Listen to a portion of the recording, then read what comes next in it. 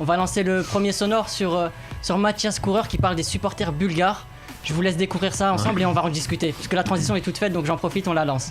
Le Kazakhstan, est-ce que tu souffres pas de racisme dans ce pays? Est-ce qu'il n'y a pas eu que tu parlais de ton père, est-ce qu'il n'y a pas eu des situations qui t'ont dit c'est chaud, on est dans un petit village, enfin voilà, tu vois, il y a pas mal d'idées reçues. Je crois que ça doit être sympa quand même, non? Ouais. Je vais te dire deux choses. Alors, c'est une question. Hein. Ouais. Alors, faut savoir que là-bas, il n'y a pas de noirs. Donc quand ils voient un noir, ils sont comme des prennent en photo. Voilà, ils prennent des photos. Carrément. Moi, je prends pas ça comme du racisme. Ouais. Non, parce qu'ils c'est connaissent pas. Ouais. Mais après, par contre, il m'est arrivé une anecdote en Bulgarie. Alors, tu vas rire. On joue contre Levski Sofia. Et à chaque fois que je touche le ballon, ils me font ouh. Moi, franchement, je dis la vérité, ça me touchait pas plus que ça et tout. Mais à la fin du match, je vais voir les supporters et je lui dis pourquoi vous faites ça? Ça sert à rien. Et il y a un mec qui me dit, je vais insulter ta mère, tu vas pas comprendre le bulgare. Faut que je me fasse comprendre. Je sais que ça va te déstabiliser. Et là, j'éclate de rire. Je lui dis, t'es un champion. Donc, voilà. Donc, tu vois, faut pas tout prendre au pied de la lettre en fait. mais il a raison, et vous le faites bien, Mathias. Je vous jure que c'est une hyper bonne histoire. Je vous jure que c'est l'une des meilleures que j'ai entendues en 3 ans chez Radio Réel. Même moi.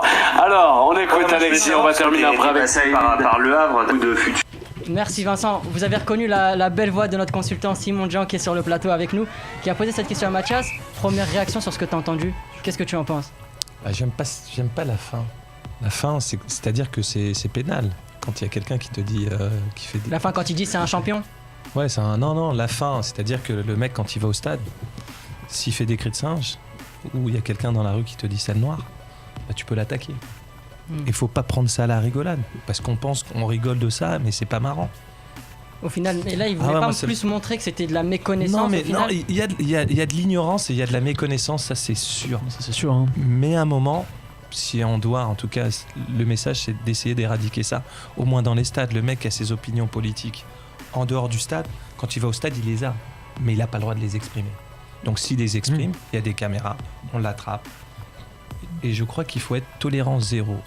Vous pouvez réécouter votre émission Les Prolongations en podcast sur l'appli VL ou sur iTunes.